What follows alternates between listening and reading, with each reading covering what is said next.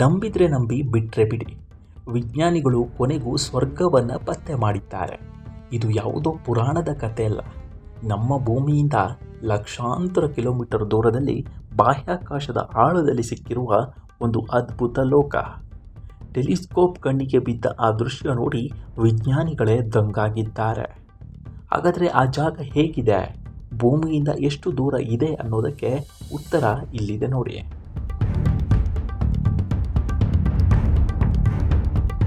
ಸ್ವರ್ಗ ಅನ್ನೋದು ಕೇವಲ ಕಲ್ಪನೆಯೋ ಅಥವಾ ನಿಜವಾಗಿಯೂ ಈ ಬ್ರಹ್ಮಾಂಡದ ಯಾವುದಾದರೂ ಮೂಲೆಯಲ್ಲಿ ಅಸ್ತಿತ್ವದಲ್ಲಿದೆಯಾ ಅನ್ನೋ ಪ್ರಶ್ನೆ ಶತಮಾನಗಳಿಂದ ಮಾನವರನ್ನು ಕಾಡುತ್ತಿದೆ. ಇದೀಗ ಈ ಕುತೂಹಲಕಾರಿ ವಿಷಯದ ಬಗ್ಗೆ ಹಾರ್ವರ್ಡ್ ವಿಶ್ವವಿದ್ಯಾಲಯದ ಮಾಜಿ ಪ್ರೊಫೆಸರ್ ಡಾಕ್ಟರ್ ಮೈಕೆಲ್ ಗಿಲ್ಲೆನ್ ಒಂದು ಅಚ್ಚರಿಯ ಹೇಳಿಕೆ ನೀಡಿದ್ದಾರೆ.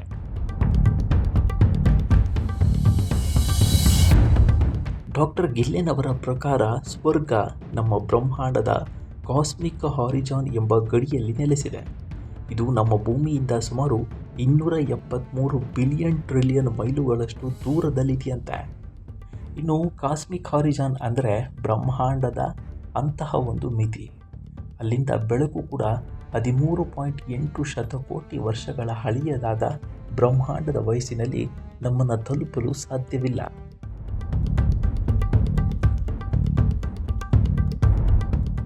ಅಂದರೆ ಈ ಗಡಿಯಾಚೆಗಿನ ಪ್ರದೇಶ ನಮ್ಮ ಗೋಚರ ಬ್ರಹ್ಮಾಂಡದ ವ್ಯಾಪ್ತಿಯಿಂದ ಸಂಪೂರ್ಣವಾಗಿ ಹೊರಗಿದೆ.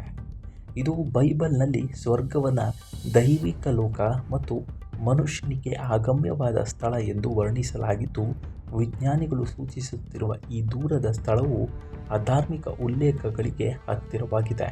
ವಿಜ್ಞಾನದ ದೃಷ್ಟಿಕೋನದಲ್ಲಿ ಸ್ವರ್ಗವು ಕಾಣದಿರಲು ಪ್ರಮುಖ ಕಾರಣಗಳೆಂದರೆ ದೂರ ಮತ್ತು ಬೆಳಕಿನ ವೇಗ.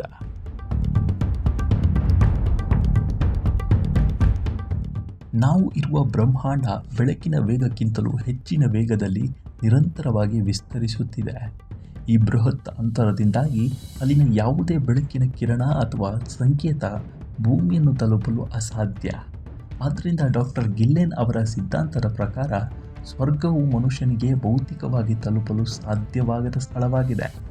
ಇನ್ನು ಧಾರ್ಮಿಕ ಗ್ರಂಥಗಳಲ್ಲಿ ಸ್ವರ್ಗವನ್ನು ಹೇಗೆ ನಮ್ಮಿಂದ ದೂರವಿರುವ ಮತ್ತು ವಿಶೇಷವಾದ ಲೋಕ ಎಂದು ತಿಳಿಸಲಾಗಿದೆಯೋ ಅದೇ ತರ್ಕವನ್ನು ಆಧುನಿಕ ಖಗೋಳಶಾಸ್ತ್ರವು ಪುಷ್ಟೀಕರಿಸುತ್ತಿದೆ ಎಂಬುದು ಇವರ ಅಭಿಪ್ರಾಯವಾಗಿದೆ.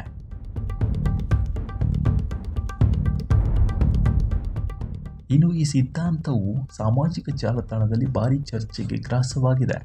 ಕೆಲವರು ಇದನ್ನು ವಿಜ್ಞಾನ ಮತ್ತು ಆಧ್ಯಾತ್ಮಿಕತೆಯ ಒಂದು ಸುಂದರ ಸಮನ್ವಯ ಎಂದು ಬಣ್ಣಿಸುತ್ತಿದ್ದಾರೆ. ಆದರೆ ಧಾರ್ಮಿಕ ಚಿಂತಕರು ಸ್ವರ್ಗದ ಅಸ್ತಿತ್ವಕ್ಕೆ ವಿಜ್ಞಾನವು ಪುರಾವೆ ಒದಗಿಸುತ್ತಿದೆ ಎನ್ನುತ್ತಿದ್ದಾರೆ. ಬಹುತೇಕ ವಿಜ್ಞಾನಿಗಳು ಇದನ್ನು ಕೇವಲ ಊಹಾತ್ಮಕ ಸಿದ್ಧಾಂತ ಅಂತ ಕರೀತಾರೆ. ಐನ್ಸ್ಟೀನ್ ಅವರ ಸಾಪೇಕ್ಷತಾ ಸಿದ್ಧಾಂತ ಮತ್ತು ಆಧುನಿಕ ಕಾಸ್ಮಾಲಜಿ ಆಧಾರದ ಮೇಲೆ ರೂಪಿಸಿರುವ ಈ ವಾದ ದೇವರ ಶಾಶ್ವತ ಸಾಮ್ರಾಜ್ಯವು ಬ್ರಹ್ಮಾಂಡದ ಒಂದು ಭೌತಿಕ ಭಾಗವಾಗಿರಬಹುದು ಎಂಬ ಆಸಕ್ತಿದಾಯಕ ಸಾಧ್ಯತೆಯನ್ನು ನಮ್ಮ ಮುಂದಿರಿಸಿದೆ. ಒಟ್ಟಿನಲ್ಲಿ ಸ್ವರ್ಗದ ನಿಗೂಢತೆ ವಿಜ್ಞಾನದ ಬೆಳಕಿನಲ್ಲಿ ಹೊಸ ರೂಪ ಪಡೆದುಕೊಂಡಿದೆ.